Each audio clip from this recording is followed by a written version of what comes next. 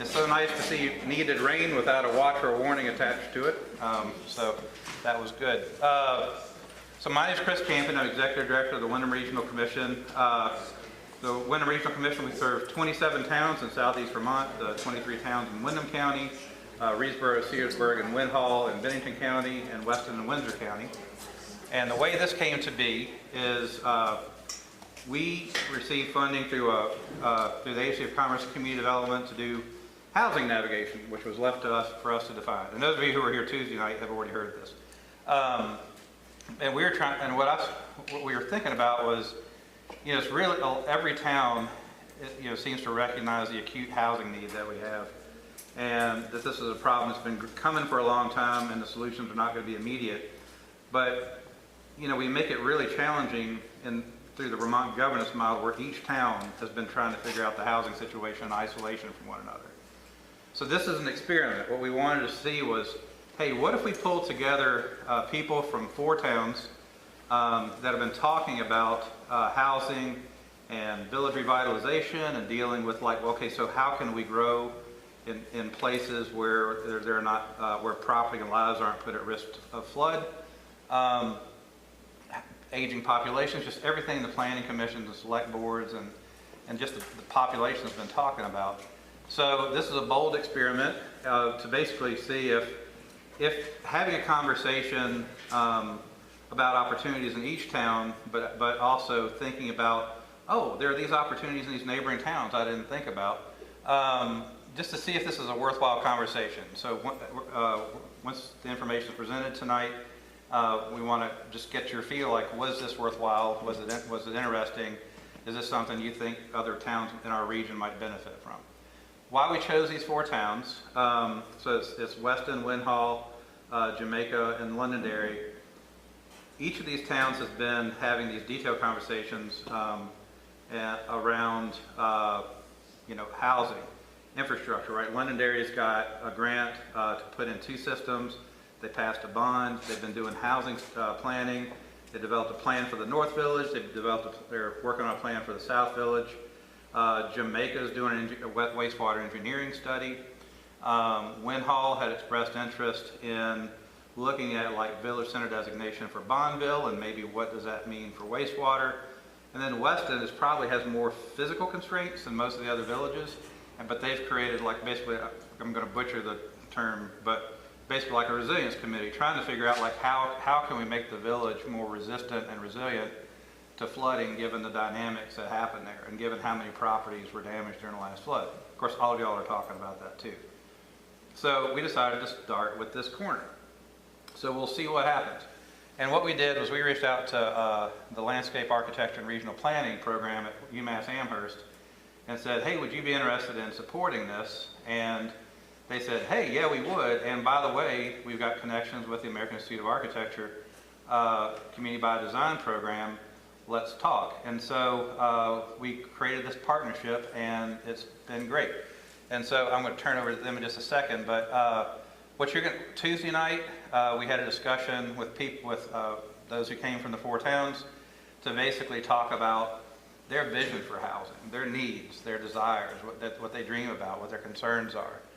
And the team that's been working, of professionals and students, what they've been doing is taking that and then been traveling around the 4 towns, looking at different sites, and just coming up with ideas about, hey, have you thought about this? Now, what's coming out of this is not a specific plan or a law or a rule or regulation or anything. It's just ideas.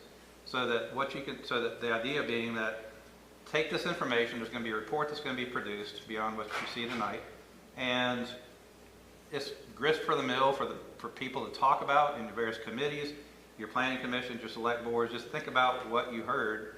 Are there germs of ideas there that you might want to pursue? So very low-key conversation. What you do with it is up to you. But the important thing is we're having a conversation. So with that, I'm going to turn it over to Wayne. He's going to introduce his team and tell you about what they did and what you're going to see tonight. I have not seen this, so I'm as excited as you. Yeah, Chris is very supportive for someone who doesn't know what we're going to say. So as Chris said, you know, this is not a plan. This is really to give you lots of ideas, of opportunities. So both sort of ideas, some that could work on a town-by-town basis, ideas that some could be worked regionally, And to be honest, the 4 towns, maybe that's not the necessary region. I mean, regionalization has some great benefits, but we've only looked at the 4 towns, so you may choose other boundaries. But I think the point we want to drive home is there are opportunities across here. So my name is Wayne Feiden. I'm Director of Center for Resilient Metro Regions at UMass. There's going to be 5 of us talking tonight, so they're going to each introduce themselves. But we have, I think, add up 8 people working behind the scenes. So I just wanted 2 seconds to introduce them. You guys want to come up and just, or you can stand there and just say who you are? I'm Peter Flinker. I'm a landscape architect from Northampton, Massachusetts. I'm Judy Barrett. I'm a consultant from south of Boston. I'm Amelia LaValle. I'm a graduate student at UMass Amherst. I'm Nicole Krantz, an undergraduate student at UMass Amherst. I'm Grace. I'm also an undergrad at UMass. I'm Sarah. I'm a graduate student at UMass. I'm Elizabeth Vietnam. I am the fellow student at UMass. I'm Emma from Thailand, Bangkok. I'm a fellow student at the UMass as well. I'm Cheryl Morgan. I'm from Birmingham, Alabama, and I'm an architect and planner and have years of teaching with Auburn University. And I'm Elizabeth Infield from UMass Amherst. And Wayne, actually, just quickly, this is Sue West, our Associate Director, who's been our staff leader on this. And Nan Fidel, who is our new Assistant Planner, who came to us out of UMass Amherst starting this summer. And I noticed I'm here, but do you want to introduce Matt in absentia? Oh yeah, and Matt Bachler, another senior planner. He's working with, I think, every one of your towns on projects and planning and zoning and everything else. Hi everyone, Erin Simmons. I'm with the Architects Foundation in Washington, D.C. And I'm Joel Mills, also with the Architects Foundation. So, we did say, we're just giving you ideas and opportunities and talk about regionalization, but it's not just that. I think one of the things we really want to stress to you all is, and we've done a lot of these things, and the big difference between success and failure is basically, do you have champions? Do you do things locally? So we're going to, as you listen to this, the very last exercise we're going to do is ask you, what do you do tomorrow? What do you do in the next 6 months? So keep that in the back of your mind, because basically, you're wasting your time and we're wasting our time if it just sits on the shelf. So we want to think about what are the opportunities. So we try to present it that way. So we're going to go through this, rapid fire today. I don't know, 6 weeks, 8 weeks later, going to deliver a written report that has a lot more detail that we cannot possibly deliver in the short time period. So, we started, and maybe 2/3 of you were here before. 2 nights ago when we did this, we started with these small stakeholder meetings in each of the 4 towns, mostly town officials. And then we came here and we listened to you. Again, the report's going to write down all the comments. But I think the most important is what became the title for this project, right? You want homes for you, for people who live here, people who work here, people who were born here, maybe moved away but can't come back. No news there, but we think that's really important to focus on that. And this is not to be negative for people who want to have second homes here, and they love coming up here. But we need to be inclusive. We need to make sure that we house the people who are here and, anybody else that's out there. So I won't go through this because you can read the slide just as well as I am. But, a lot of what we've heard people talk about is the missing middle, housing for people earning median income. I think we want to make a point on, there seems to be some discussion about affordable housing. This is what we're looking for. We want this missing middle. I just want to point out that an awful lot of people who live here and work here are people who are eligible for affordable housing. The people who work the ski slopes, the people who work the restaurants, maybe except for the chef and the owner, the people who work the hotels, the people who work probably every service industry out here, they're all at that income level for doing it. So we want to think about, it's not a one or the other, it's a one size fits all. We've joked a little bit that our approach is a bit of a shotgun approach. There's lots of great opportunities. The hardest of all, obviously, is money, and we're not here to write you a check for $40 million. But there's an incredible amount of things you can do without that, and some things are certainly can free up money for the process. So, we tried to listen to all that. So a lot of conversation about housing, how important the housing was, a little bit of a sort of debate, if you will, of people saying, it's great to live in a village. It's great to have walkability, but we need affordability too, and sometimes that means the villages aren't enough. So when we can do housing in the village, great, but sometimes we need other things. And so we get to site opportunities. You're going to hear some of that reflecting on what are the opportunities in villages, at the edge of villages, and then new small villages and other places. And at the same time, this maybe is where you heard the most diverse things, but you all have their aspirations that are environmental aspirations and social service aspirations and the quality of life that you want here. And we're focused more on the housing, but we're certainly well aware of that and think about this is a system, and the system needs to support itself. So as we go through this process, we're going to reflect on what does that mean to be a system going forward in the process. And obviously, you've all experienced flooding in a magnitude, in recent years, so obviously everything has to be in the context of that and the difficulty for moving around in the process. One of the things we often talk about is, you have a challenge with affordability if more than 30% of your income is going to housing, but the other figure is you have a challenge if more than 15% of your income is going to transportation.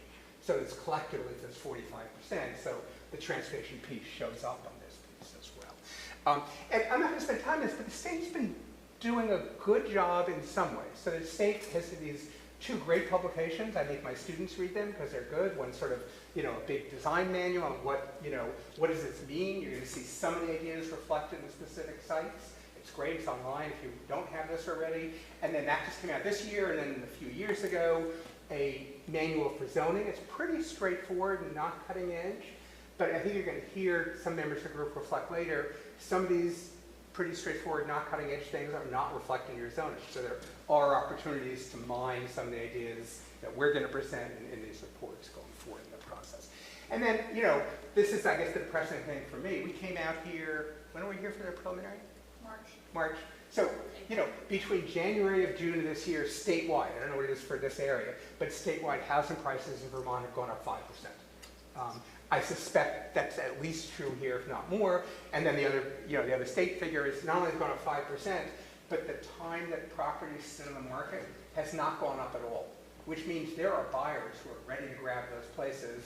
A lot of them are cash buyers, don't need mortgages. So the problem is not getting better. And again, I know it's a statewide figure, but I think you're probably even worse for some of those things. And then, there are some things, I know you're going through this, I know Bonneville is looking at getting a village center designation. We were really excited about this new Act 250 amendment that passed that makes it easier to get, infill and village development. And so there's some big opportunities. It creates a lot of work for you to be eligible for that new status, but we want to talk about that. And then, the sewage regulation. I spent 8 years of my life in Vermont knowing every part of the sewage regulations. That was my life. That was a long time ago. But I've been following it ever since. Vermont's mostly kept up with the technology. There are some places where the technology is behind. We're going to talk about this more in the report. But just my example here is, you're always worried that if you build a house, you might expand the house. Right? That makes sense. But there seems to be a fear in the state if you build a one-bedroom house, you're more likely to expand than if you build a two-bedroom house. So one of the solutions that some places have for affordability if you don't have children is encouraging smaller units. One-bedroom houses, tiny houses, whatever you want. But the state says the smallest you can design a system for is a two-bedroom house. So that means if you're building a tiny house or a one-bedroom house, you're paying the frame. So there's things like that Vermont hasn't necessarily kept up with the time for doing. So we're going to spend a little more time on that. And then the Act 250, I suspect some of you, I'm sure, know this far better than we do. Some of you may not know this. I'm not going to go through the whole list, but you're exempt. You fall out of Act 250 if you fit this list, right? If your village center goes through the designation process. Bonneville not there yet. Most of your other village centers are. Quarter mile from that is exempt. But you have to do these other things. You need to show that you have adequate water and you have adequate wastewater. Some of the villages probably already qualify in terms of adequate wastewater. Certainly when you implement, and I know there's going to be different time periods for different towns, when you implement, village-wide wastewater disposal systems, you're going to be qualified for that. There's limits that I think you're probably all following these days, having seen what happens in the flood. But you can't. This isn't for development in the floodplain. This isn't for development in high erosion areas. You have to have a town plan. You have to have zoning, which Jamaica doesn't have. Subdivision regs on the books. So those that, when we think about sort of what are the low-hanging fruit, there are things, and I don't want to speak for Jamaica, but they could have zoning to help them move forward. There are plans that you're in different stages. Some towns are going through the planning process. Some are pretty far along. But thinking about that, those are things that you control. I mean, there's a lot of stuff that's needed that you have no control over whatsoever. But at least I think we want to leave you with is do the things that you can control and move them forward. And so, we're going to talk in the report about what are the partnerships you can do? Because you can't do this alone. And I think that's why Chris talks about the regionalization, there's partnerships. So we're just looking at, what are the partnerships that might fit? So we know there's a meeting going on in Jamaica right now. It's probably why there's no one here from Jamaica, about are they going to close the village school? This sort of thing you can imagine is, well, if they close the school district, right, there's a regional school district, could they say, hey, Jamaica, we're sorry we're closing your school, we're at least going to give you the property for free instead of being an asset we sell so that you can get housing, right? That may not work, but we want to think about those kinds of opportunities. Some communities with high-end housing, ski areas in particular, have given preferences for teachers or for other municipal employees, but particularly for teachers, to attract them to an area where they couldn't otherwise live, where their salary is. So some communities give preference for that. Some of your school districts are regional again. Some of your towns have more capacity for housing than other towns. So you can imagine partnerships, right? Maybe one town can provide land, another town can provide money. So just sort of think about all those kinds of opportunities that are out there. And then, this is sort of like a partnership, but you're on different stages during the town of thinking about wastewater capacity for the village. Whether it's, private wastewater system at Magic Mountain, whether it's, the capacity eventually to hook onto Stratton system for Wyndham, but that, of course, is a big lumpy project. You can't do that for a small project because the cost to getting there is so much, and then the village is looking at expanding in different stages. So you can imagine saying, this is great, and we want to do this. It's going to serve the existing homes, the existing businesses, and that's the primary goal.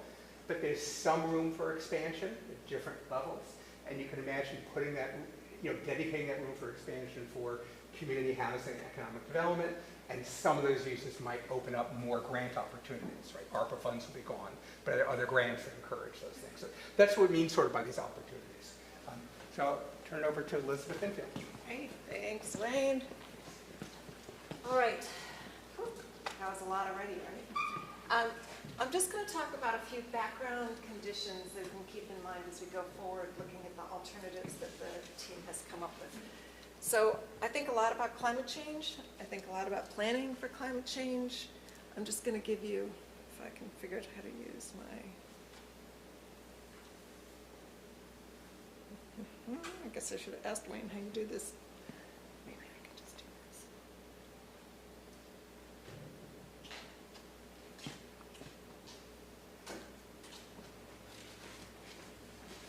Okay. So we'd like to think about climate change as something in the future, but in fact our climate has already changed. Change is underway. These numbers are actually for the difference between now and 50 years ago. So we're already about 3 degrees hotter in Vermont. We're already having spring come 2 weeks early and winter come 1 week later. And this one sort of is the big one around here. There's already 7 more inches a year of precipitation, which is a lot. What we know is that it's going to be more of that, right? There's going to be more storms. It's going to be hotter. I would suggest by 2050, like another, 8 degrees total increases, like that is a reasonable number. And that's an average over the year, right? And also occasional droughts. That doesn't feel like something you have to worry about right now, given the way the last few years have been, but it is sort of factually likely. So keep that in mind, but I never talk about climate change unless I can also talk about the things that we can do to address climate change. And I would point out 3 things in particular that seem especially relevant here. And I know Chris has talked about this a lot with me. Generally, the rivers need more room to flood, right? We know that. So there's that. When you think about new construction, people will probably start needing air conditioning. I just had air conditioning in my house in Massachusetts, and I moved there. People were like, oh, I don't need air conditioning here. Well, now we do. So energy efficient heating and air conditioning for new construction. And then as you go forward and you think about your village centers and your parking lots, thinking about how they can absorb stormwater more effectively. Landscape architects have a lot of ways to do this, and there's a lot of guides and things for things you can do on your own property as well. So those would be 3 things that are like sort of easy wins. The other thing I wanted to talk about, I know there was a lot of, the Vermont Digger did a lot of reports about climate migration into Vermont. And I got really interested in this. In Western Mass, you know, we're right on the highway corridor from New York City. So we're thinking about it too. So I worked with a colleague of mine on a study on this to see what happened during COVID, to see whether it would give us any hints about what's likely in terms of climate migration. And in fact, what we see, the colors here got really washed out. But from the Boston metro area and north, there was a lot of movement into those areas inland during COVID. And you know that experientially, but it might be nice just to see it sort of laid out factually. And I think it's a reasonable guess that that's how climate migration trends will go. I will say it's super hard to project because most people stay within the region. Like most people from Boston are not moving up here. They're just moving from Boston coast a little bit inland. So it's not like all of Boston is going to move to Vermont. It's not that bad. So those are some background trends. And then I just wanted to talk about population really quickly. So a key factor here, particularly in Winhall, is that all of the green parts is the second home and Airbnb, houses that are not available for year-round residents. And the light blue is the houses that are available, housing that's available for year-round residents. And so you sort of, I'm sure you know this experientially, but I thought you might like to sort of see it laid out, that it's an ongoing challenge. And then the other thing that the statistics support is that the population is getting older in most places. Winhall has bucked that trend. The average age there has actually gone, the percentage of people over 65 has gone down.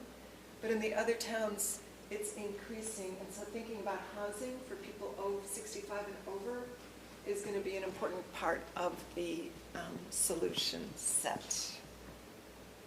So then we did these projections. We had the trends, and Sarah, who helped me out enormously in this, we did the study to try and do projections for the town. I'm not going to bore you with too many numbers, but fundamentally, if we assume a 1% growth rate based on existing trends up to 2020, this is roughly what you need. It's about 852 housing units across the 4 towns, which sounds like a lot, and it is a lot. I respect that. But what we wanted to see is whether that was even feasible, right? Because it sounds like a lot. So, oops, sorry, back one. So we looked at how much land it would take if you assume a 1/4 acre per unit, and then, you know, like a mix of single family and sort of small lot, some multifamily, like that. So it's not very dense. It takes about 34 acres in Jamaica. It's not really that bad when you think about it that way. I think it feels a little more doable than just looking at the numbers. And so overall, I think it's hopefully less. When you look at that, you go like, oh, okay, I think we can picture that. We can come up with that. 5 acres at a time, you know? Yeah. Have you ever looked at apartment dwellings versus just townhomes or cottages, or they're all single-family homes, or is that a zoning? You know, if you did a lot of apartments, then you wouldn't need this many acreage. Right. We just had to pick a number, frankly. I don't know if that isn't allowed within the 250 zoning. Oh, Is my question. this is a point my colleague Judy is going to go into in some detail. It's a great question. Yeah, it's a great question. And Elizabeth, I failed to mention that also on Thursday, Elizabeth and Sarah developed a very detailed report, which is available. It's on our website. So she just gives you some highlights here. There's a very detailed report you can access. So, really quickly, the main points I hope you'll take home is that you have low vacancy, you know that. You have high demand, you know that. If you don't build up the supply, housing prices are going to keep going up. Like and that there's a clear need for year-round housing. And so we have to be careful when we think about that. that it won't take that much land to provide, and that there are opportunities from my perspective in this over 65. One of the things that happens if you move into, if you downsize, that means there's a house that you're leaving that somebody else can buy. And that affordable rental is going to be a really important part of this solution set. And with that, I will turn it over to Judy, who's going to give you the down low on the zoning.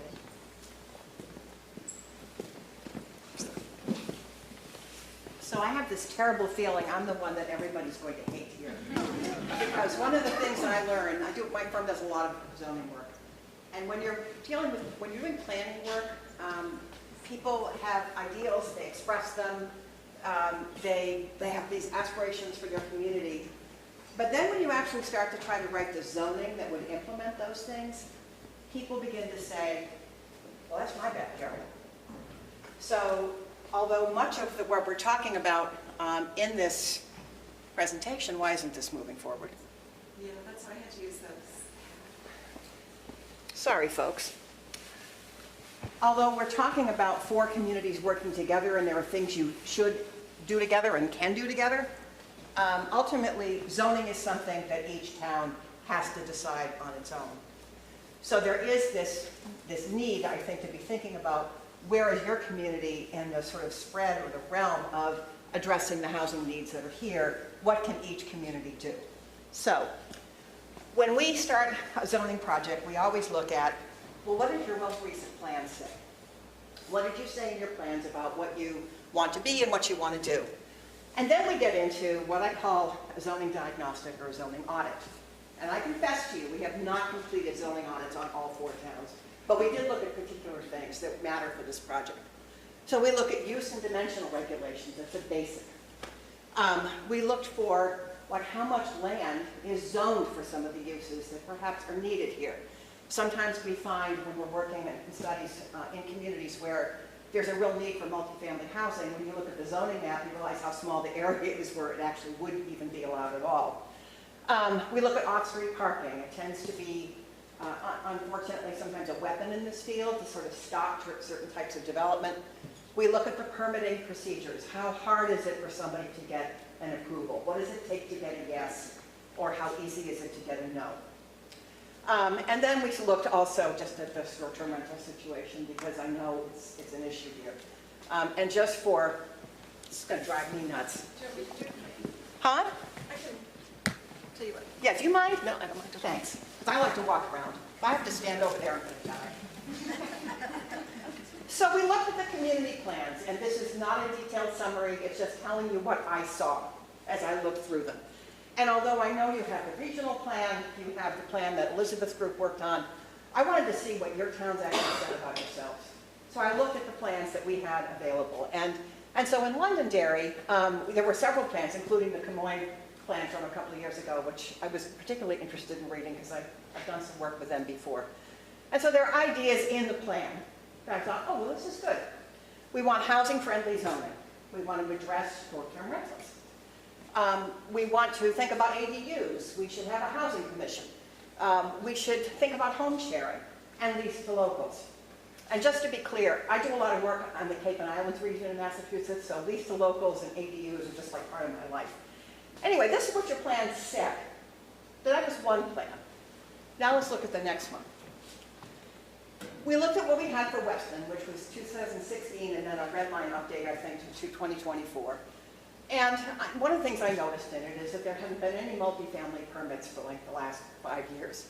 I thought, so the plan talks about encouraging housing for families, for young workers, for retirees, for lower income people. Encouraging ADUs. Encouraging multifamily village infill. And working with nonprofits. So that was the messaging I got from Weston. Next one.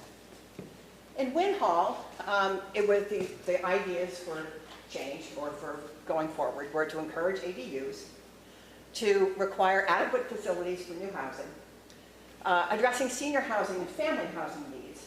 I was kind of happy to see attention to family housing groups. I don't always see that. People hate kids now. It's just absolutely horrible. And then supporting efforts of nonprofits, developers to create affordable housing. thought, well, that's all plausible, given what the plan says about the deeds. And then Jamaica, what I saw in that plan was recognizing second home ownership has increased and exerts pressure on the local market. I don't think that's any big surprise. Providing affordable housing depends on and should be encouraged by organizations like your nonprofits. And that is important because they have access to funding that sometimes for-profit developers don't. Protecting the affordability of public and private affordable units. Protecting affordable housing really matters to people in my business because once you create it, you want to keep it. Directing new housing growth to areas with access to goods and services makes absolute sense, and then encouraging ADUs. So this was the picture I had coming out of the plans. Then I went into your zoning, and I found a somewhat different story. Multifamily dwellings are absolutely critical for affordable housing. I can't emphasize this enough. They are critical from a developer's point of view for financial feasibility. They create choice, so they matter. And they are an efficient use of land. They require scale. The existing dimensional regulations in all of your towns are not suitable for multifamily development, not at the scale that's needed. And I recognize that wastewater is a critical issue, so I'm not here to talk about that. I want you to just listen to me as though your wastewater issue is somehow addressed. Because one thing I've learned in this business over 35 years is that sometimes communities rely a little too much on wastewater to manage what actually is a land use decision. So in addition, what I saw, and this again is just a review of all 4 towns, so not allowed by right in any of these towns. And then off-street parking requirements sometimes are equal to or greater than what's required for a single-family dwelling. These kinds of things can make multifamily housing impossible to do. Next one. Shelter, transitional housing, things of this nature are very important to have as part of the community. One of the most moving stories I ever heard in my time in this business was from a 4th grade class in North Kingstown, Rhode Island, where I asked the kids, if you moved away and you came back in a year, what would you want to see here? And they talked about different things, their playground, their school, and then out of this little boy's mouth came something I have never forgotten. He said, I hope the homeless shelter is still here, because that was our first home. You have homelessness here, it's everywhere. And yet, when I look at your zoning, nobody talks about shelter or transitional housing or any kind of supportive housing. Those things are critical to address long-term homelessness. It's not found in any of your regulations by right or by conditional use permit. It's just not there. And when you know homelessness exists and it's part of the housing picture, it's something for you to be thinking about when you think about zoning reform. Next slide. What's a family? This is one of my favorites. So, defining family by requiring households to be related by blood, marriage, adoption, some operation of law, but then capping the number of unrelated people who can live together, that's a potential problem under the Federal Fair Housing Act, because you're treating 2 types of households unequally. And it's something you need to think about, because that can interfere with congregate housing, that can interfere with employer-assisted housing, because people by definition are living in a structure and they're not related. It can interfere with any kind of housing that involves unrelated individuals. And some of your zoning bylaws do have this kind of definition, so it's something for you to think about. Next slide. The approval process. So, zoning really should say what communities want. I'm a firm believer in this. If you want something, like the wants that you have in your plans, I would hope your zoning would say just that. Unfortunately, it doesn't always do that. Conditional use approval is discretionary by definition, by law. So if I see conditional use in a table of uses, I think, well, maybe we want it, maybe we don't. What do the abutters say? It's not encouraging to developers. So if you want something, you need to actually carry it all the way through your zoning from saying, I want it, I allow it at a scale and a density that makes sense, and I'm going to approve it if it meets certain guidelines. which of course you can have in your zoning. ADUs could be an easy thing to deal with here, but it's a conditional use permit and all the zoning that I looked at. So that's an example of something that could be kind of an easy fix, especially to deal with smaller housing unit creation. Multifamily housing is expensive to build. It has code requirements that attach to it that don't attach to single-family dwellings. Discretionary approval adds risk. Next slide. Short-term rentals. Statutory definition. Working in Vermont is fascinating, by the way, because it's a totally different picture from what I see in New Hampshire and a totally different picture from Massachusetts. So your statutory definition is it's a unit that's rented for for less than 30 consecutive days and at least 14 per year. So underneath that 14 is something else. It's not regulated consistently throughout the state or certainly locally. There's a discussion that needs to happen about how much of the housing situation we have right now is a chicken and egg problem. In other words, how much of the shortage of housing is because of the short-term rental and seasonal housing market versus you don't have enough supply. Burlington has attempted to, you probably all know this, Burlington adopted a short-term rental ordinance that is now in court. The question is, did they go too far? Everybody's trying to deal with this problem, or this need. I mean, there's two sides to the stories I think you all know. One is, it's killing our housing market. The other is, it's helping people stay in their homes. So there's a whole bigger conversation that needs to happen. Nonetheless, regulation makes sense.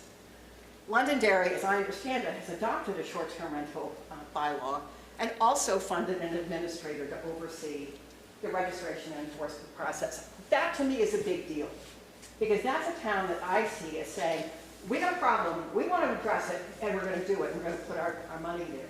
I see that as a potential opportunity for some of you other towns to maybe think about, is there a way to address short-term rental management on a regional basis instead of trying to do it town by town? Bottom line, there are too many markets competing for the same inadequate supply. It's not just short-term rentals, and it's not just seasonal housing. When I work in New Hampshire, people hate me. They say, well, you're from Boston. You people came up here and you ruined our housing market. No, that's really not what happened. It's just a piece of a bigger story. Housing quality problems affect both homeowners and renters. I think some of your plans really recognize that. That's another issue that needs to be addressed here. It's not necessarily a zoning issue, but it's something you need to be thinking about. Next slide. So I just took a little look.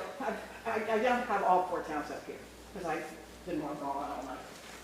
But I took a look at, well, what's the income distribution in your community? And I looked at Londonderry because it was the data set I had completely available. This is from 2 years ago. And I just looked at, of people who are low income, moderate income, or middle income, whatever that means, how many of them are cost burdened? And what that means is they're paying more than 30% of their monthly income on housing. And you can get these tables at a general level, or you can get them from the federal government at a detailed level by town, by income group. And that's what matters to me as a housing person. So I just looked at this. Not surprising, in the lowest income groups, you have 70-odd% of the households who are living unaffordably where they are now. And the percentages vary, 43%, 65%.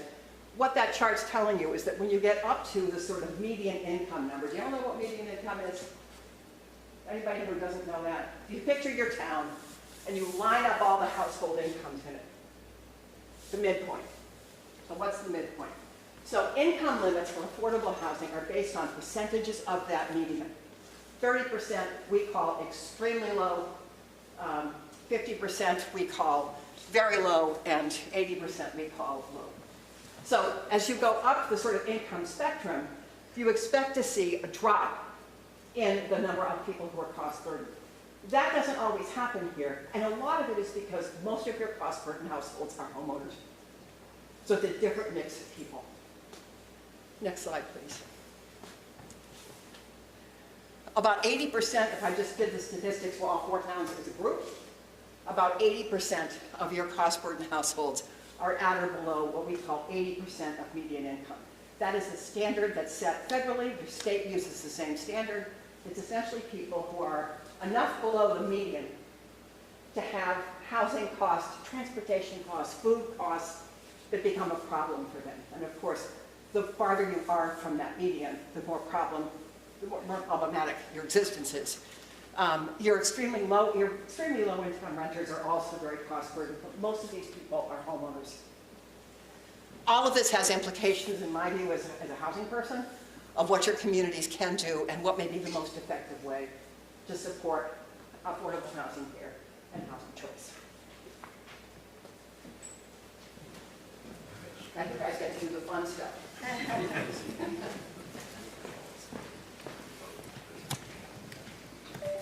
Figure out the remote. Battery out? Yeah, just press that.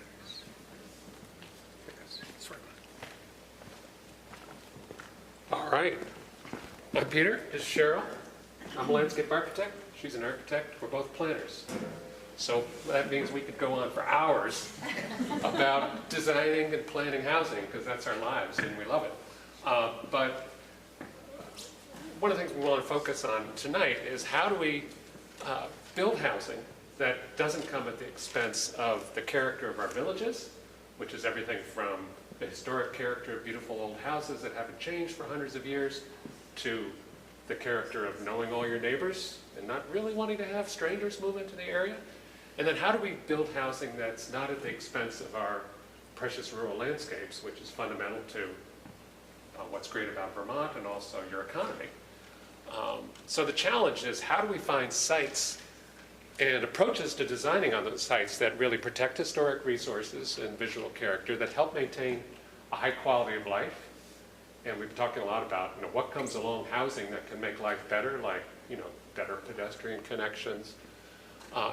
How do you repair the social fabric and build a sense of community? So where you put the housing is important, because people living together form a community, hopefully. And then how can the housing enhance economic opportunities? We've heard a lot about the challenges where employees can't live in the same communities where they work, and this is universal across New England. And the answer is to build more housing where people work, or close to it. This started with Elizabeth and Sarah's work, really looking at the whole region and trying to do a detailed computer-based GIS analysis of what's all the land that can't be built because it's either protected or it's undevelopable, too steep, and so on. And then of the part that is buildable, what's better in terms of access to existing village centers, access to roads and transportation, and so on. And they came up, there's a whole report that describes that process. But basically we started with that, thinking about how can we develop, particularly with close approximation, close distance to existing centers. And so there was sort of that abstract, well, not abstract, but table desktop analysis. And then over the last few days, we've been talking a lot to local partners in each of the towns about where the opportunities are and where the needs are locally for housing. So where do you have potentially town-owned sites, which is a really critical opportunity we'll talk about if you're trying to create affordability, because otherwise you're competing with the whole market for the cost of land. Where do you have willing property owners that either need to do the right thing because they're not getting any attention from developers, or they want to do the right thing and sort of build more housing in their communities? And where do you have unused, underutilized, or vacant land? We've seen a lot of properties that probably are really expensive to buy, but have, they're vacant buildings and they need some TLC. So through this process, just this week, we've identified, 15 or 16 sites in each of the 4 towns. And for the purpose of exploring these questions, we're sort of looking at each site, trying to determine what could you build there? Does this seem like a good place? And we've been working hard over the last couple of days, but we haven't done all 15 sites to the same level of detail. But we hope that we can demonstrate sort of typical approaches in different conditions. So what we discovered, looking at all the different possibilities, is there's basically 3 types of potential housing sites. There's sort of the gaps within an existing village, and sort of an opportunity to fill in those gaps where there's little open space or buildings that could be replaced. There's the idea of where could you expand around the edges of the villages. And again, the design is really important because a lot of your villages, part of the sense of that is, oh, it's surrounded by beautiful forest or farms. And you don't want to stick an ugly subdivision right on the edge of the village because that really ruins the sense both of the countryside and the village again. So the question is, how can you sort of expand in a way that's sensitive to both of those things? And then what about creating new villages? We've identified some opportunities for places that aren't developed at all now, but particularly might be in some former use where they've been disturbed, gravel pits, DPW headquarters, that kind of things, or vacant land that's really in a good spot that could be developed as an entirely new center of activity or a new village. And really the place to start is realizing that there's a lot of multifamily housing in all of your existing villages and always has been. And so Grace and some of our other students have been busy going out and inventorying and taking pictures of these different places and really seeing there's different ways traditionally that people have accommodated more than one home and one structure. And there's a lot of existing structures that have the potential to add multifamily housing on upper stories, on the back of a building, in a wing or an L. There's buildings on the main streets which could have shops on the ground floor and apartments above them. Some already do. Maybe some lost the apartments, but those could be brought back. And then there's a fair number, as I said, of vacant or abandoned properties. Some of them abandoned for good reason. Couldn't build a septic. They're in a wetland. Others, like the Magic Mountain Hotel, it's a long story there. We'll talk about a little bit more. So basically what we're going to do quickly in the next few minutes is sort of go through our initial take on sites in all 4 towns. And part of this is to get your feedback on, particularly if you see a site you think this is crazy, please tell us. And if you think, oh, this is a great opportunity, then number one, you should do more work on this. We want to hear that too. And I think the other thing is that you'll see that some are more just pointing out these sites and they're intriguing to us and what might happen there. We have some ideas. Some of them we've drilled down deeper because we think those are the sites that either where we need you to begin to think creatively about how you use them, or we think maybe are the most challenging for you to believe us if we say this is how you can move forward with this site. So you're going to see some are just, what would happen? Others, we've actually done some illustrative work to explore those issues, particularly of character and how you could imagine it would be a good addition to your community. So this is an overview of the village of Jamaica, and we're really focusing on 2 potential sites, one on the main street and one the former school site, and we'll talk about both of those. So this is the 3 Mountain Inn site. This is existing conditions, and then this is the proposal. So this is, I'm sure you can visualize it. It's right on the street. We understand that there's a property owner here who's thinking about, could I add more apartments? And our conclusion is yes, but one of the ways to do that is to take the prototype, the image and character of the buildings you have, which are very simple. They're sort of dumb boxes, the simplest kind of thing to build. And if you begin to place those around the outer perimeter, you've created some continuity, and it can look like not only does it belong, but perhaps that it's always been there. Right, what's particularly nice is this repeats the kind of the sculptural quality you get from traditional houses, right? You can't see the whole thing at once, and it's really interesting as you go walk past it or you walk into it. And that's something that's not that hard to do if you're careful, but a lot of people don't. This is the school site. The existing school is here with the parking lot, driveways on a loop road, and there's a nice, looks like a pretty new playground in the back. And then there's a break right here where it slopes quickly down to an area that's categorized as wetland and floodplain by the state. But the school itself those of you who know, it sits up on a plateau that makes it extremely interesting to us because it's relatively flat, again, easier building conditions, it's already cleared of trees. We don't think the buildings that are there are particularly retrievable, so the site itself, which is potentially, as you heard Wayne talk about, could be community owned, and that having the property, not having to carry the cost of the land, is an incentive to attract building partners. So this is one way that could be developed for a mix of different housing types, and Cheryl will talk more about that. But basically keeping the existing entrance on both sides, creating a new sort of a loop road around what's now the current school location, and then keeping the playground in the back, creating a new green, and then sort of lining different building types up around the edges.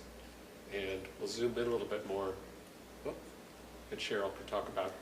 So one of the things that's interesting to us is to have a mix of housing types.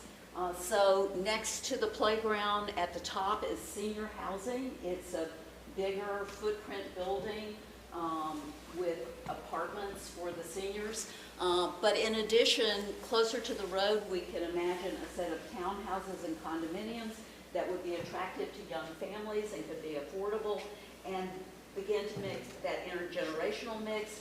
And we think those could be sold to help finance the project. And if there's appetite for that, the next layer back along that little parking cross area could be an additional for sale set of units. If there's less appetite, then those could become rental units.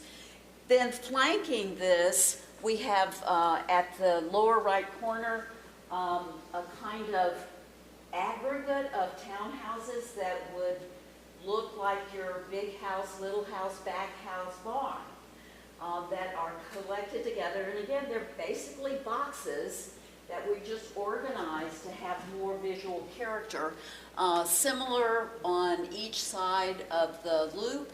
And then at the top, we think this is the kind of complex that might house a daycare center or pre-K of some sort, as well as some community services. So a really simple box shed that could be for community meetings, for clubs, for nonprofits to use in those cases. So you don't have to do it this way.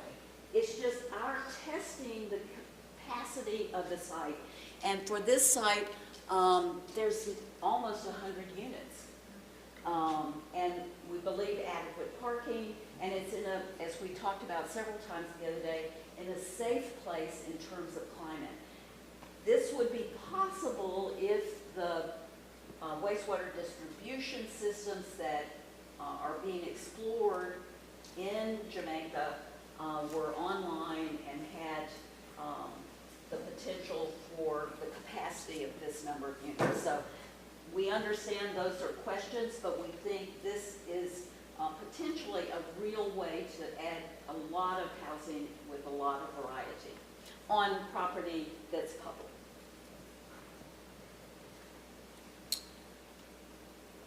All right, we did look at a lot of other village centers. We haven't done as much detailed study. This is Rawsonville, which is interesting. It's also part of Jamaica, as you know. It's kind of a typical sort of rural crossroads with the two state highways coming together. It's got a commercial strip which has a fair amount of potential for filling in some of the gaps.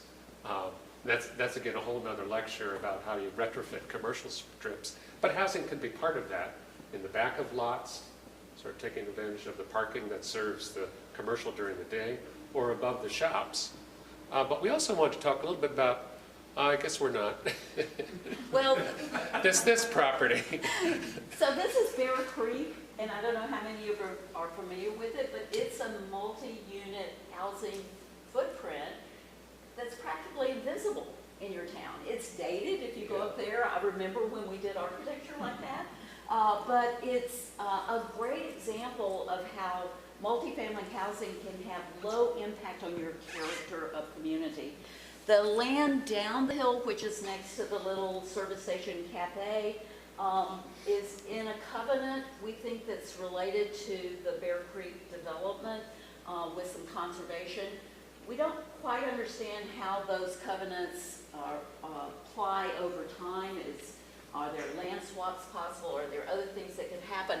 But when we look at that large flat area at this crossroads, at a node in your region, where better to put community connectors, to put some of your social services, some daycare, some things that can serve people in a lot of different directions. So maybe that site won't work, but this is a place in the region where we think those very robust services and those really critical needs would make tons of sense. Up the road in Bondsville, there's a number of sites we also thought about. One of them is the existing sort of town hall complex, where there seems to be a fair amount of extra room. Maybe you could tuck some housing in behind that. There's also land which we believe is owned by Stratton, which is right adjacent to the existing services along the street. And again, it could be a place to tuck some housing, maybe similar to the other site that's sort of back in the woods and hidden, but within good walking distance of the center. And then the other is sort of interesting crossroads a little bit further up on the, what's the name? It's where the library is. Right, where the library And there's a is. fair amount of land behind the library. It is in the floodplain, but you're going to see some of the recommendations we have for some other places. There are methods for building when you look at how you elevate property. And again, if the structure itself is simple, and then those lower levels can accommodate parking, they can accommodate, and we would hope for permeable surfaces for some of the kinds of things that you heard about earlier. So we didn't illustrate these, but we're hoping you can extrapolate some of the other kind of illustrations we did to not imagine how you'd solve it, but to begin to think about, are they part of the conversation? Also, I should say, if you're really excited about any of these, we are going to be doing more work for the final report, and we can take a little bit more detailed look at some of these properties, including possibly the Kendall Farm, which is this is zoomed way out, but this is Kendall Farm Road coming in, and it's a property of over 400 acres. This is zooming in a little bit, and it's mostly wooded. And it's owned by the community of Winhall. Right. So part of the reasons it's interesting to us is over 400 acres. It's the end of the road there. There's a snowmobile path that comes right there. It is a dirt road, but this is a very large site, so the potential to begin to imagine an eco-village, to imagine that mix of sizes, types, and what we think is it can't just be a place that's housing, it needs to be a community. This would be one of those potential new villages. You'd want to add amenities that make it an attractive place to live for all these different price points, size points, age points. So whether that's some hot cocoa at the end of a snowmobile ride, or that begins to be some of the child care amenities, some Montessori school kinds of things. There's a lot of things that can be included. Peter's firm is up to your elbows in a project just like this, and it's just exciting to think about the possibilities. Again, the real capacity would be a function of how wastewater is managed and whether there can be connectivity to either existing capacity or whether the site itself can accommodate the wastewater because it's big. Development around a preserved meadow that perhaps becomes a wastewater field is the kind of thing that we think would be possible. Right, and then the numbers is basically what's the carrying capacity for wastewater, water supply, road capacity getting out there. And so that sort of requires further study, but once you get that number, you can then lay out pretty much any number of different interesting village types in 400 acres, certainly. Now we're going to zoom up to South Londonderry. A couple of sites we're interested in. One is the sort of a crescent. This is Crescent Street, sort of a neighborhood there. There's the existing town offices. And then the third one, well, we'll start with Crescent Street. This is one we walked around, and one of the nice things that we looked for is where do you have multiple points of access in a village? Because if you just have the main street going down, it's hard to sort of create layers that make it walkable and also open up some of that land behind the village for redevelopment. And this has an existing, there's a big hill here with the Baptist church on top, but Crescent Street wraps around that. There seems to be some underutilized properties wrapping through there, and a lot of opportunities within this neighborhood to tuck some buildings similar to the example in Jamaica that would sort of repeat the same forms at a little bit higher density. So these are private properties. This is a speculation about whether there would be interest. One of the buildings, the two buildings or properties across the street are vacant, and one is in a condition that's not, we think, unretrievable. The others have fine buildings or houses on them, but there's a lot of available land, or appears to be a lot of available land. So when we've talked earlier about some of the ways to create affordability is working at scale, any one of those might not be affordable, but if you're doing four collectively, if there's a partnership formed or an LLC, or maybe one of the housing trusts would work with you to help then have enough units to attract a small builder or developer. So this is an ideal we're planning more than a solution. This happened to be where we found 4 parcels within sight of each other with a lay-down yard in the parking lot of the church. Right. Another little site we thought was interesting is the Londonderry Inn property, which is on the south side of the bridge, but has a big piece of land, very steep, coming up the hill. But there's a series of terraces where you could tuck in townhouses built into the slope. Some of the frontage seems to be a very wide part of the road layout, publicly owned road layout, so there's some complications there, but also possibly some opportunities. So we think that's worth looking at. And then the last one is the municipal office property. It's the municipal office, the DPW garage, and then the library is down here. And again, we have lost the plan for that. We do have a plan for that. Yes, we do have a plan for that, and it's... It was wonderful. Part of it is it's tucking up on the sort of terraces, the edges and the terrace where the town offices are by the old school, fencing off the garage yard, and I think we got like 30 units, and a mix of townhouses, apartments, and so townhouses, apartments, 6 over 6, and then a bigger apartment building that's tucked up. And no one would ever see any of this except the people who use it. A nice little village green common. So we'll find that. Yeah, but basically sort of townhouses along the entry road. Weren't we just looking at that Yeah, we were. on my machine? I think so. We'll find it. Sorry about that. And then this is the Prouty property, which is, as you know, it's being studied for wastewater management, but it's a big site. There's the salt shed here. This is with north going up to the left, big bend in the river. A fair amount of that is in floodplain, but up along the road and behind the knoll there seems to be a pretty good opportunity, assuming there's room left over from the wastewater plant, to build some larger multifamily houses. The important part about this site for us to bring to you is it's publicly owned again, studying how you tuck needed housing in with that asset of public ownership. But it's also a node along this beautiful scenic corridor between the north and south town. Building nodes of development, not sprinkled housing along the edges, keeps the character of both your villages and your rural landscape. So that concept is what we want to leave you with here, as much as how do you solve it.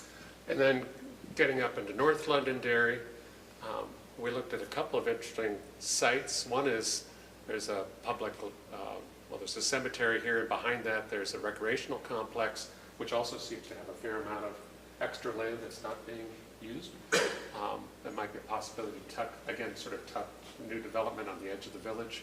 I don't behind think you trees. guys know how much land you own. Yeah. And then there's the Old Mill restaurant, and we're going to talk a little bit more about that.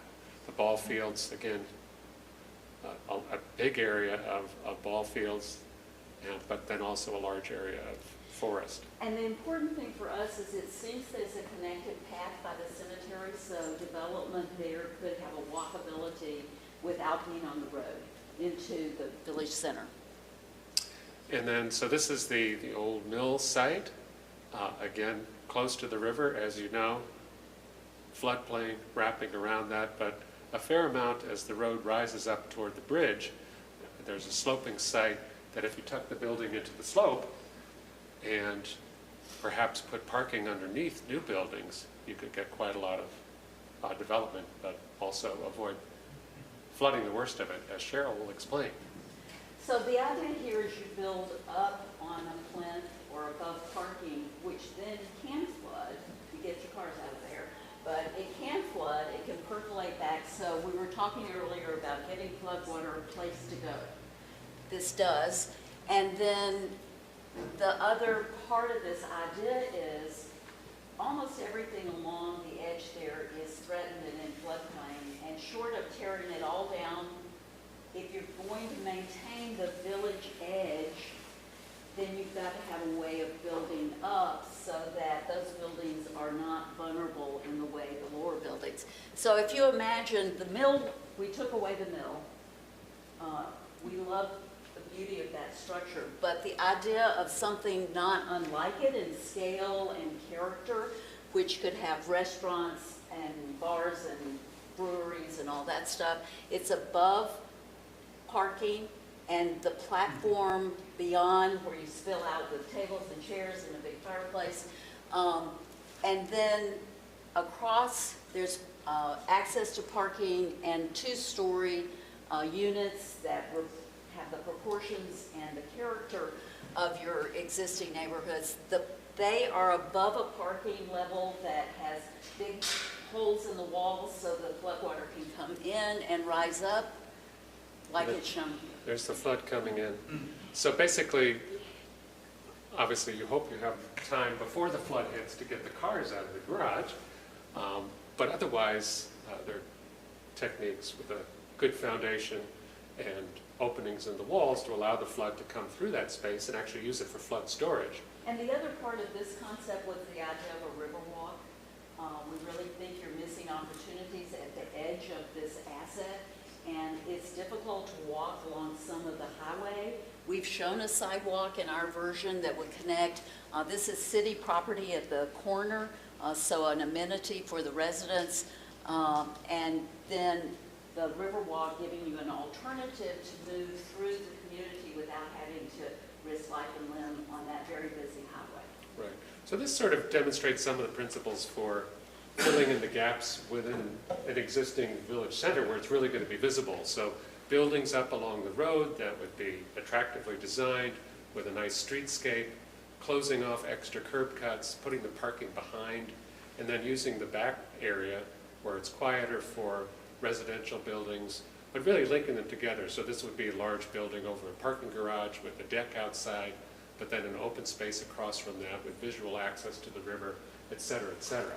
So it's really treating it all as a master plan project where the residential and the commercial work together to create something more than the sum of their parts, right? Of course, all this is imaginary. It's lots of things would have to be figured out to even approach doing this. But and some of the larger scale projects can be phased as well. I talked about for sale units that might help finance a second phase of development.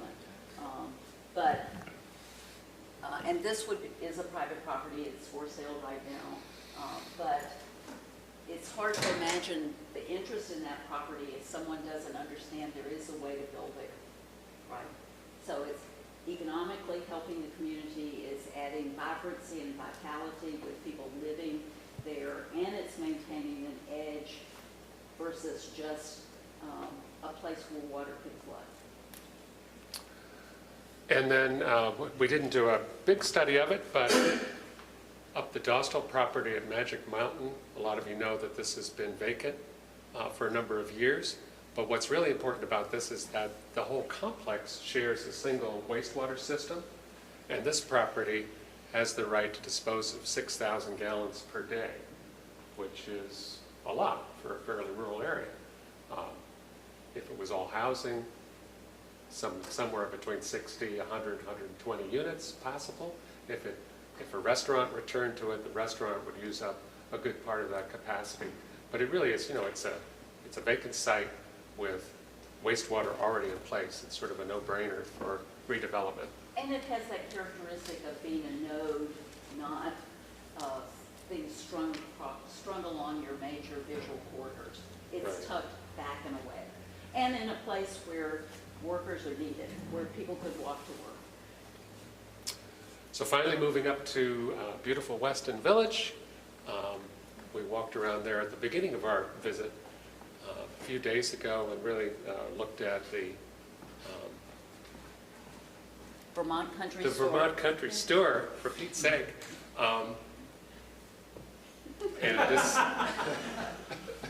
And this is a plan of existing conditions on that, and then potentially for a little bit of new development, sort of in the back of the property, again tucked away up against the hill.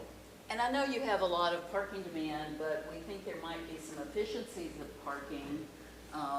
We've allocated some places for busing that would allow for some worker housing tucked against the back, improve the visual character of the parking lot, and in our mind, they have the character of the houses from the front street. And we've seen in several of the villages where you sort of have a front row and then there's kind of a tucked back row of houses. And then finally, the last one we'll talk about is the Weston Recreation Area further to the north. And this as you know, has I guess again, it's a highway department facility, but it has a beautiful park with a pool and good road access on two sides, and a fair amount again of potential development space tucked around the edges. So this is a possible look at a series of units that would be put at both edges, one sort of framing the entry road where you would have a number of, again, sort of complex, interesting building forms lined up with the parking behind and in between, and perhaps a larger cluster of buildings, again, with the parking tucked behind, buildings lined up along the road and facing the open space. So again, just sort of basic principle, try to get the parking out of the way, try to make the buildings something beautiful, whether you're seeing them from the road or seeing them from the open space, and something that really looks like it belongs in one of your towns and not somewhere else. So that's sort of where we got. I'm sorry I lost that one image, but we'll dig it out for the report. We'll bring it in from the truck.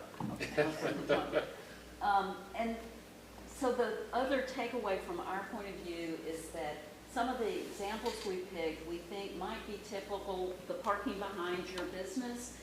We think if we had been able to get out and walk back all around the villages, we might have found more incidents where there's parking that's not very efficient, and there might be the ability to tuck a little row of worker housing in there.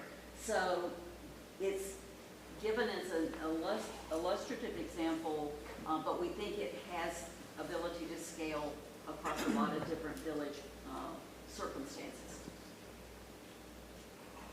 And that's it. Is there any quick reaction to any of these being really crazy or really great? Or in between? Yeah. Well, do we really want Q&A now before we finish? Well, I'm just saying before we sort of lose track of this, just any quick reactions. I'm curious if you've seen examples in Vermont with floodways and building above them. I know the Brandon example, which which is fabulous, the culvert they built. Mm. But they didn't put anything above it, I believe. I think it's under the roadway. There's a So- transportation center and apartments in Montpelier. Okay. And part of what we'll flesh out, we hope, in the final report are more case studies or examples that we can help you build confidence that somebody's done it. So, very good question, but that's typical of the final report that we would have case studies. Yeah. And I'm curious for the picture near the mill, does Route 100 stay at the existing level, or is Route 100 lifted? For our studies right now, we just took what. Kept it where it was. But I think if it was raised, that changes some of the, I did, based on, I mean, you can see this drawing, it's about this big,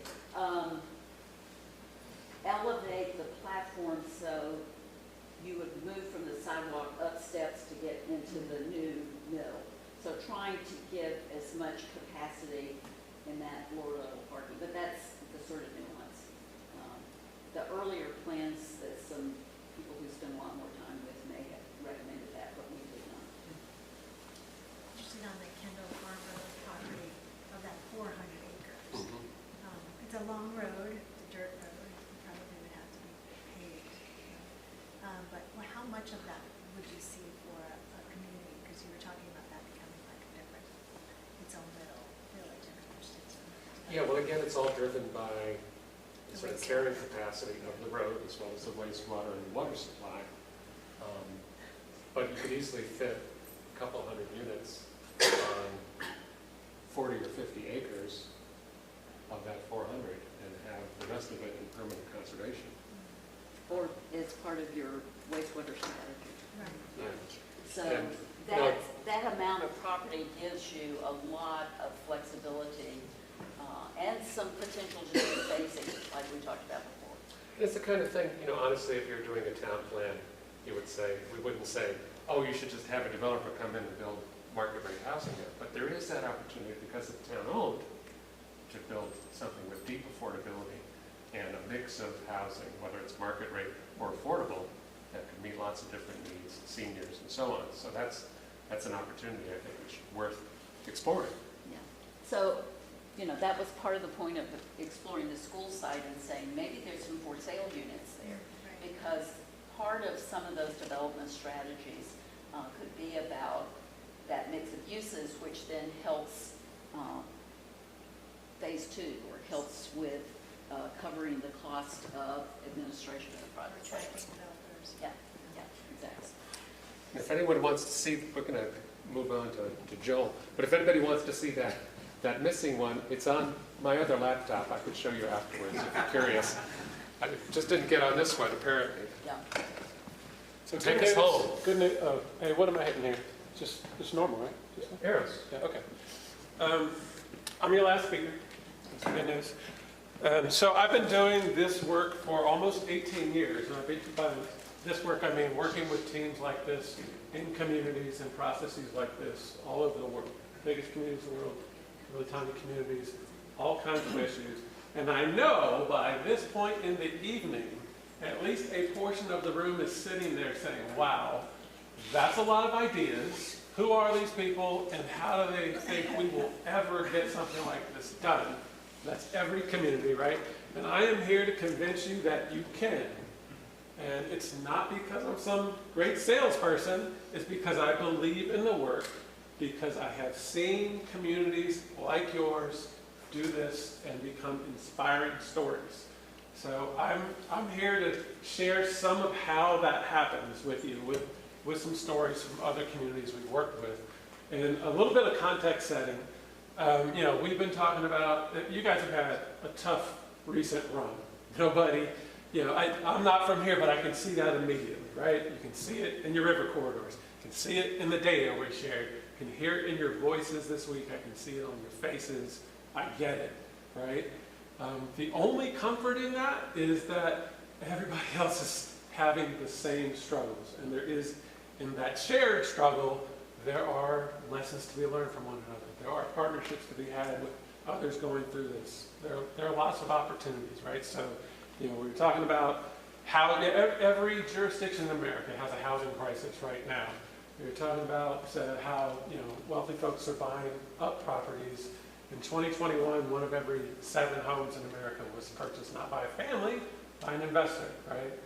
I come from Virginia, in the DC area. Last year, 1 in 4 homes was all cash purchase, right? It's killing us. It's killing us. All of us are in this struggle together. Climate is very similar, right? I've got a picture of a picture from your little market. You don't need the picture because you lived this, right, of your flood. But this is just a sample, right? I could have put dozens of photos up here from other communities we've worked in, but below your flood picture is a tornado disaster from Cheryl's community, right, where we worked several years ago. The middle picture is from Bastrop, Texas, where they had the largest fire in state history, which is already now the 2nd largest because there was a bigger one after that, right? And the third picture is just a regular old thunderstorm in Savannah, and we were on our way to one of these community meetings and came across this elderly woman stalled out in it. Long story short, I had to wade in. We couldn't move the vehicle. We ended up having, because the flood water was rising, ended up having to pull her out of the window. And that's just the new normal that we're all struggling with, right? So is this easy work? No, right? Are the challenges daunting? Yes. Is it worth it? Absolutely. And it can be the most meaningful work you are ever a part of in your own communities. The other thing that we see everywhere is stress, right? And battles, right? And this is killing us. These photos come from New Orleans and then from my region in Prince William County, where instead of moving forward, right, in a basketball game, we're not going to ever score if we're going this way, right? And then turn around and going this way. And that's what we're doing in so many of our jurisdictions. I heard you guys had a planning board that resigned. Guess what? It's not unusual. It's happening in my region too. It's a struggle that we have to get beyond. We all have to get on the same page. And the difference between communities that become these inspiring stories and communities that struggled for years is getting beyond this paralysis, right? Getting beyond nostalgia of what we used to have, getting beyond the fights over, I don't like that idea, I don't like this one, we're going to keep going different directions, and getting together, figuring out what we can begin doing, what we agree on now, and building momentum. This game is all about momentum. So, these are images from your community. I can see it, right? And rural power is a real thing. I know you guys know this, but I've seen this, all over the country. One of the strengths that towns like yours have is that you're small. Everybody talks about, I know, everybody in here is on like 5 boards. I get it, right? You're stretched, right? And resources are stretched. I get it. But there's power in that too, because you are small. Once you get everybody together, you can make change and you can build momentum at a rate that giant jurisdictions never pull off. And I've seen it again and again. So, quick illustration. I'll have some of different sizes. This is a bigger place, Dubuque, Iowa, right? But quick illustration of what I mean. Dubuque is a town on the Mississippi. They don't have river flooding. They have flooding based on their topography, right? Something that's familiar. So, they had 6 presidential disaster declarations before they got to a point where, okay, this is untenable. In an area of their city, the B Branch watershed, where 50% of the folks live and 50% of them work. So this is a critical area of their city, and they literally have folks who are, you got a tornado moving in, everybody heads to the basement. I can't because my basement's full of water, right? And what are we going to do, right? So they finally had the hard conversations. We were there in, God, I want to say it's 2008. Had the hard conversations, right? Because this started with things like buyouts, right? There were homes here that just they weren't going to work, right? It's the level of the conversation that I heard somebody this week say, well, we really ought to consider moving the town further up. I wouldn't say that in public, they're having that level, they had that level of conversation, right? And then said, well, we don't have the resources, so, okay, this is a 50-year plan. 50 years, right? And how can we begin to look at components of it and then match resources to it? They are now 15 years into it, right? They have they've raised federal, state, done a TIF district locally. They've We've combined all kinds of funds. They've raised more than 50% of the money. And, you know, this is sort of the first phase. This is a major change with daylighting the creek and creating all kinds of infrastructure that includes, you know, federal grants that are going house by house and doing retrofits to homes in vulnerable areas where folks don't have money to do everything from HVAC replacement to mold remediation to permeable pavements, et cetera, it's full scale. And on top of it, once you have this incredible investment in the game, what else can it do for us, right? And so thinking about, you know, context of housing, when we're creating new developments, what else can that do? What other community needs can we meet? In their case, you know, it's everything from public space. They have amphitheaters along this. It's obviously a recreational greenway now. You've got orchards, you've got gardens. You know, it's providing it's become the central space in this community, and something that, you know, other communities are visiting from around the world to learn about the flood mitigation piece. But people are coming to experience it because it's a great place to be as well. It's become a central place in their community. A little bit smaller, this is Helper, Utah, town of 2,000. Different context, they were a mining town. I love their sort of iconic image of the kid who was working the mines back in the day. But the mines all closed. So they had, you know, unemployment rates of 16, 17%. Their downtown was full of vacant buildings. They do have a river in northern Utah. They had issues with the river. All familiar stuff, right? Or not familiar in terms of the vacant so much, but familiar in terms of issues. We had a process with them that was really simple. We were asking them things like, if you had 1,000 volunteers, what project would you do, right? If you had $100,000, what project would you do? What are you personally willing to volunteer on, right? And then we mapped all that out and said, what are you waiting for? And they didn't wait any longer. They literally, with their own hands, did a lot of this work. They created new parks. They did riverfront remediation work. They did their own Main Street. And literally were laying tiles with, this is a community that had a number of immigrant communities drawn to the mines, right? So the history of it. And they have all these plates down the street with, you know, welcome friend in different languages that the families that live there designed and actually installed. So this is really meaningful work, right? Their community is now a statewide model. They've won tons of awards. Their downtown doesn't have vacancy. It has new investment. It's got new theaters. All kinds of great things are happening. And it started with literally, what can you do with volunteers? A little bit smaller community, Vinyl Haven, Maine. Anybody been to Vinyl Haven? So a couple people know it, right? So this is a town of 1,100, except in the season when they triple in size, right? You guys know how that goes. So here we have a coastal community that has issues with sea level rise, regular flooding, and then storm flooding was crazy, including earlier this year. I think it was January was their latest event. 2017 they started, right? They were looking for federal money. There's no federal money.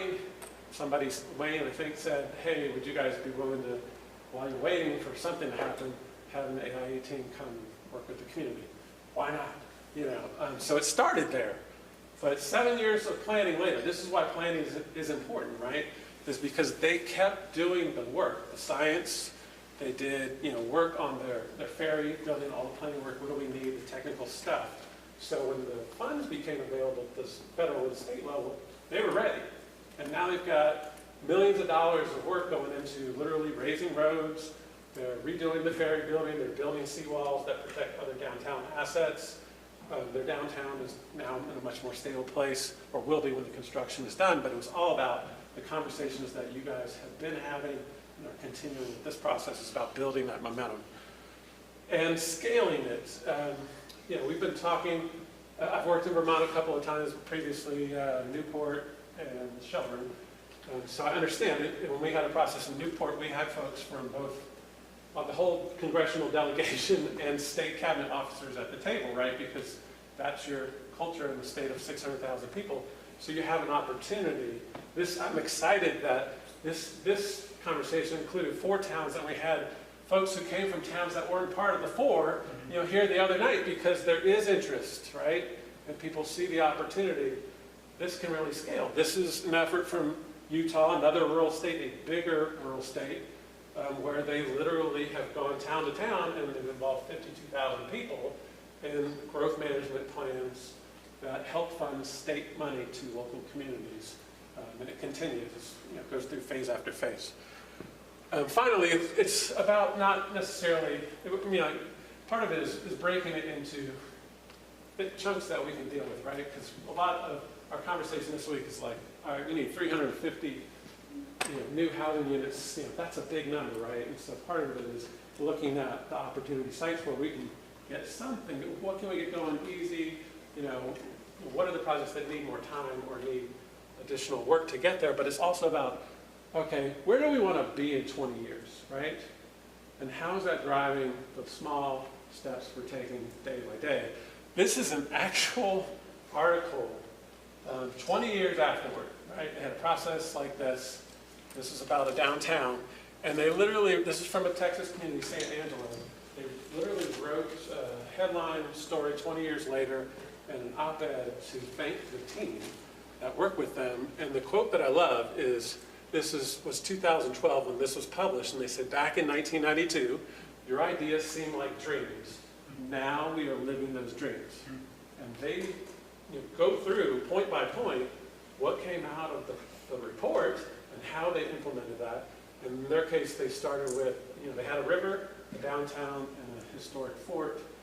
And one of the recommendations was connecting those. And so the first project they did was a pedestrian bridge across the river and a walkway, right? And we didn't call it crowdfunding then, but it was old school fundraising. The community paid for it, not the city. And that kind of kicked things off and stirred interest. So people wanted to invest in downtown, and now they're in a completely different place, whole new set of issues. Like everybody, it doesn't ever end, right? But you don't get a better quote than that, right? Like, we worked on this for 20 years. Now we are living the things that we thought were overwhelming that night when these guys were giving us all these ideas. Right? It's possible. So the only question left is, what are you going to do next?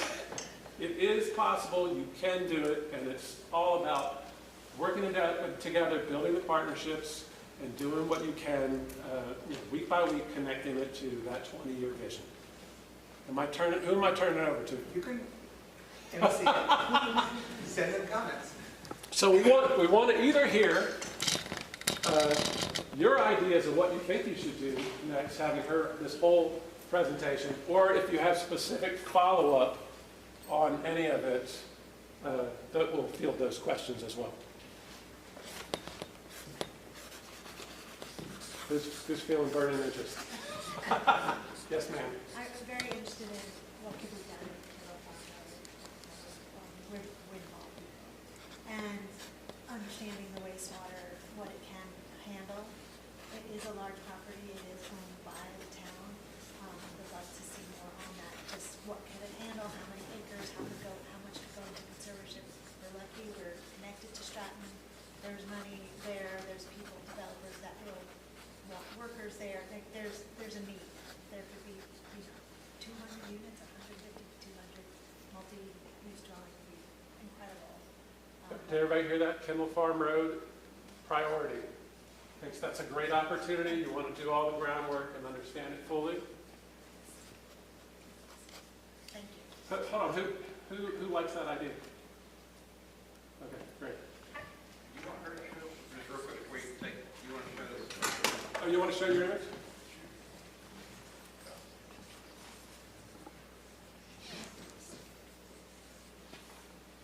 So this was the site where the town offices are in the historic school in Londonderry, South Londonderry. This is their shed, which we fenced off, the garage.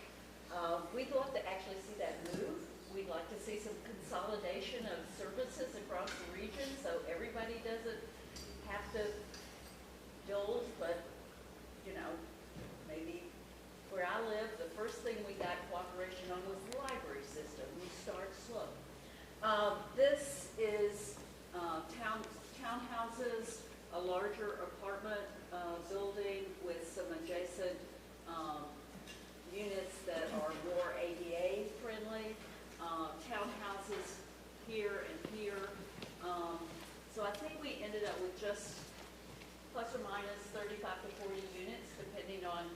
And all the cases where you saw some numbers where we were calculating number of units were ballpark, because it's different with the mix of 1 and 2 and 3 bedroom units. But in our mind, any good development has that potential to have a mix of units to attract people at different price points and at different family points. So the one that will be in the report and that was in the slides has labeling that helps you understand that, you know, this is the school, this is the garage. Yes? Just the library land that lays beyond, Well, we couldn't find it in the tax maps.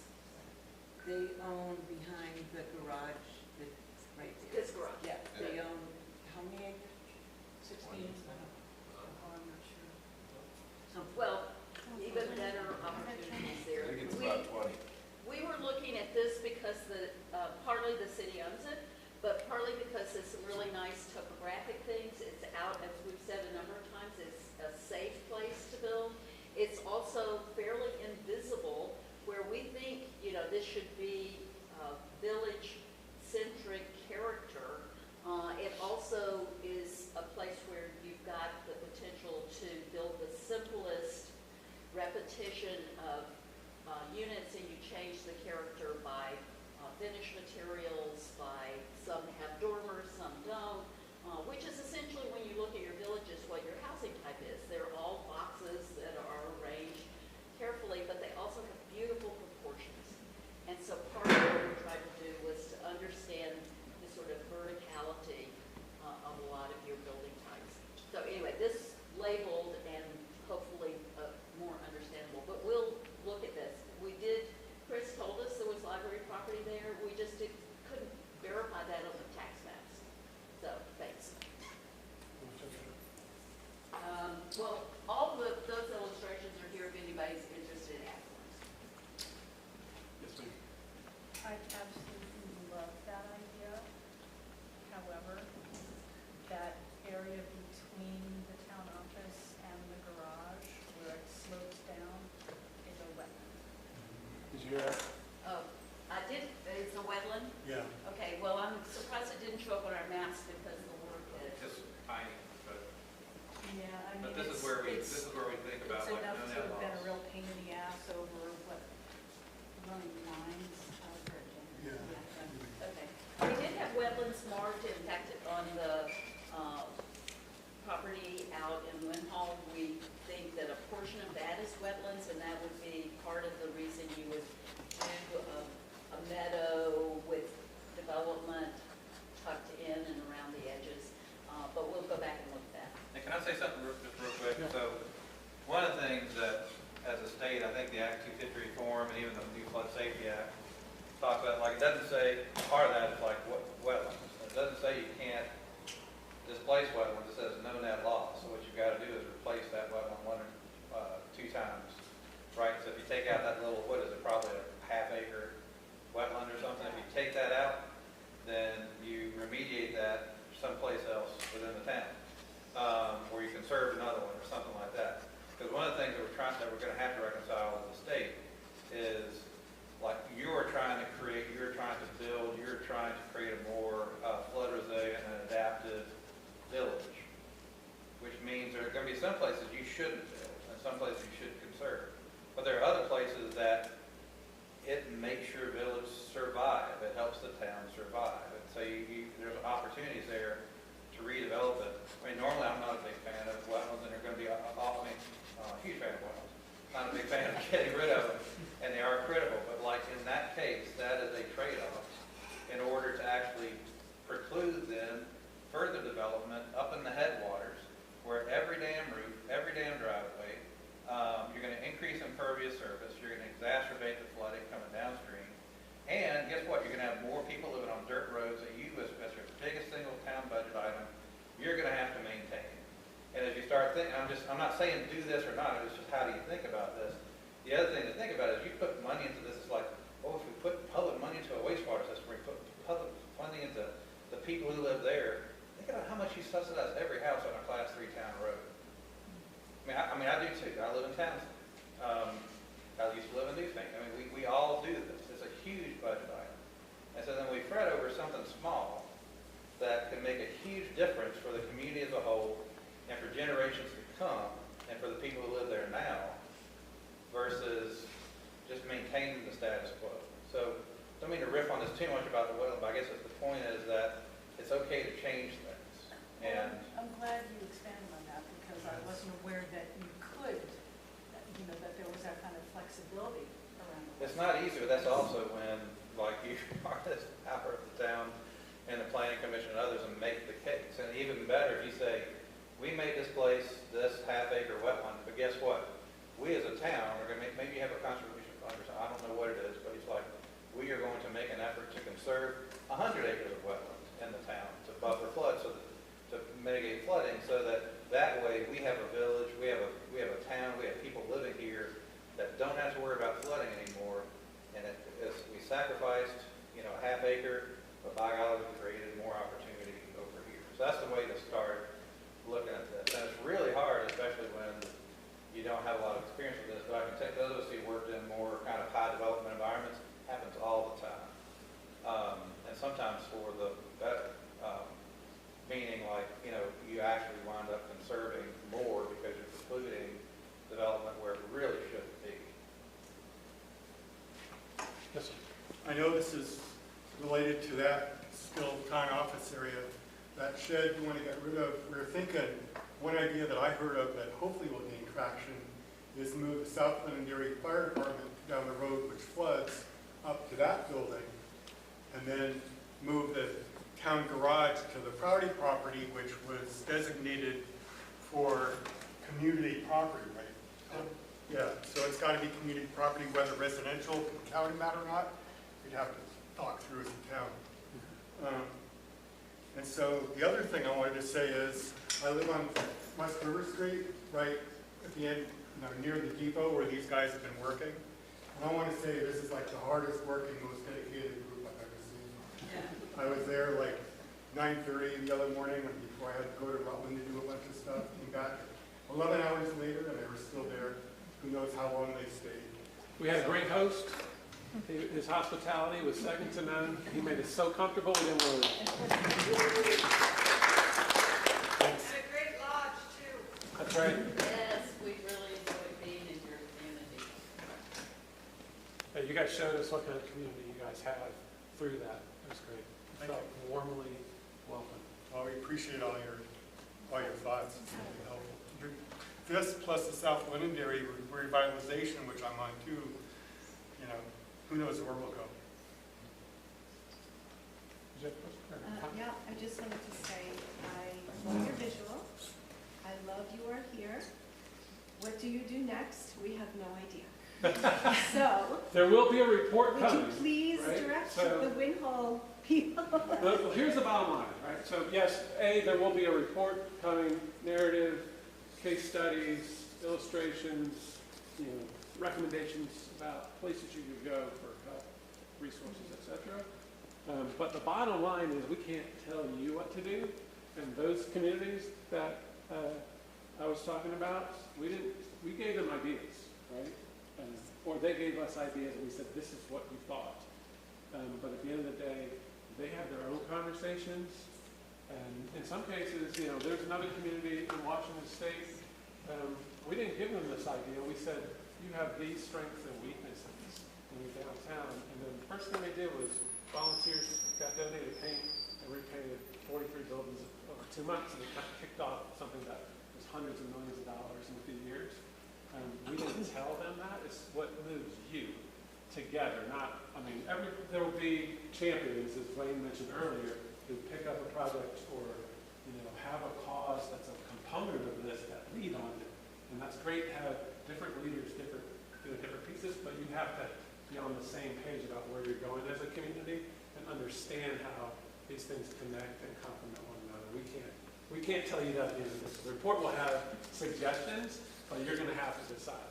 And it's going to require more conversation. And the other thing I'll just add, Matt, we're working with you guys now, so on Winhall, on your town plan.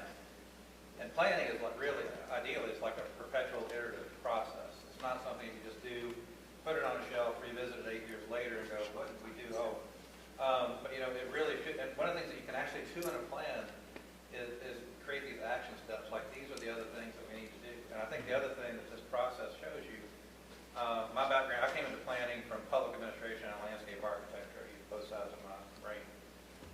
But the value of having designers as part of the planning process. Now, in my perfect world, we'd be able to have like a landscape architect on staff too. I'm biased. Love architects. But for our purposes, though, especially like, you know, how should development sit on the land is kind of a critical reason. So one of the things to think about is like supplementing like municipal planning grants, doing the planning part well, but then also being able to do the visualization. Because the thing about this charrette process is, and being able to have designs is then beyond the words on the page, which everybody's going to have a different vision, you're actually creating a collective vision. So everybody, even if you don't necessarily agree with it, at least you can say at one point in time, we said, this is what we think this could look like. And then you actually have that point of reference. When the in planning world, you know, we talk about the plan for Chicago. That was actually, they created this master plan for Chicago. They actually taught it in the public schools. I assume they don't anymore. But that was actually mandatory education so that everybody, all the kids growing up knew what Chicago was going to look like. And they pursued it. And, you know, it's one of the great American cities. It's an amazing place. It's got issues. They reversed a river. They have basements on these buildings that flood. Lessons learned. But, yeah. but I mean, that's overkill. But I mean, that's the idea is you create a plan, you keep working on it, and you keep having this buy-in process in the community, and then that's how you move forward, because then you know what you're raising money for. And you're not taxing people or raising public dollars or whatever. For them, you're doing it for you. And if you do it for you, then it's going to be authentic. So many of the places I've worked before, like in rural, more depressed areas, you know, it's always about how do we make this a place more attractive to others? And my answer was always, make it attractive to you, do it for you, and maybe it's even future generations. Maybe you won't even be here to enjoy it, but then it's real and authentic, and it's a place that is going to be durable into the future. And the other point is once you get to that point where you can see it when you visit a community that has that vision because it's expressed all over the place. Once you start doing that, things that you never thought were possible suddenly start happening. And I see it, and I can give you dozens of stories where that started happening. And we went back a few years later, and I wanted to cry because I couldn't believe what I had seen. This little place that I didn't think could do it in 20 years, and 5 years later, it's like, holy cow. And that's the goal. We got time for one more. I just wanted to elaborate on what Bruce said. I'm Tom Kavanaugh, select board chair for town of Londonderry. The Prouty property, this is just so you can have it for your report, is basically the only usable piece of land the town owns. And that was bought specifically for if we ever need a police station. As Bruce said, either the town garage or the fire department or multiple fire departments might move there. So just as a town official, I'm a little hesitant about giving up much of that land because half of it's in the floodplain already. Great point. Anybody want to add to that? You want to add to that, man? Or you have something good? No. All right, I'll let you get the last one. No. You good? All right. Well, we want to thank you guys everybody for being here tonight and for being in conversation with us all week. Wayne, did you have anything? Okay. Can I ask you a question? Yep, go for it. So how was this process about multiple towns talking about visions for what could happen? Was this kind of help you think more about what could happen in your own town or opportunities you hadn't? I mean, how does this feel? Does this feel useful? Is this something you think other towns, did you benefit from it? Do you think other towns might benefit from this? We're all living through the same issues, so being able to talk about it collaboratively instead of in silos is nice because, to me, it's embarrassing that there's not a place a teacher can buy a house in my town. We have an entire police department, not one of them live closer than 30 minutes. Does it feel like it kind of broke down like the town, the invisible town borders that kind of... Yeah, we're very closely connected, I think, all of these towns in a lot of ways. So I think putting us all together was very natural. Great. And great to hear all the ideas and crosstalk. I mean, we all know all the towns, so it's really interesting to see how we're all going to develop, how we're all going to take this information and go further with it, and maybe hopefully work together in that process. Well, I want to thank everybody for coming, all you guys for coming out, and then the whole team for coming from around the country, and you, the students, and I mean, it's been great for me. I hope we can do more of this. And I think it's always good just kind of have an exchange of ideas from people who've lived it and seen it in other places, and but really appreciate all the time and energy and effort that everybody's done. I hope you're able to get, I'll talk to you, you're welcome to stay with us if you get stuck. She's had to fly back to Atlanta, which is having a, but really appreciate everybody, all the work that everybody did. It's good. I think it's been great.